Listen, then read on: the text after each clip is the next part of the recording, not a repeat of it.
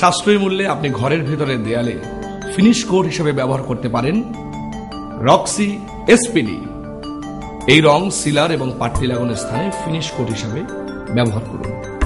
নির্বাচিত কোপলিমার acrylic emulsion দিয়ে তৈরি, সাধারণত কংক্রিট, সিমেন্ট বা প্লাস্টার করা জায়গায় ব্যবহার করা যায়।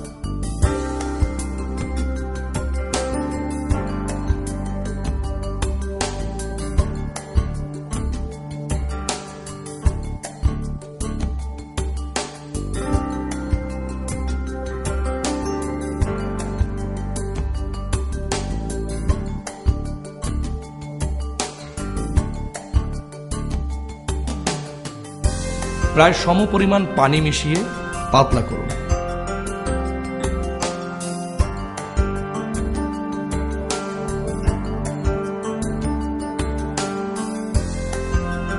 সিলার বা পাট্টি লাগানো প্রস্তুত করা স্থানে ব্রাশ দিয়ে 2 কোট লাগান।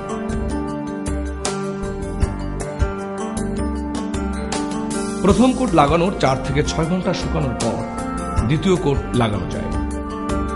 রোলার বা স্প্রে করেও এই রং লাগানো যায়। প্রতি গ্যালনে 1 কোটে 500 থেকে 550 বর্গফুট জায়গায় রং করা যায়। মনে রাখবেন, এসপিডি সাবান পানি দিয়ে ধোয়া যায় না।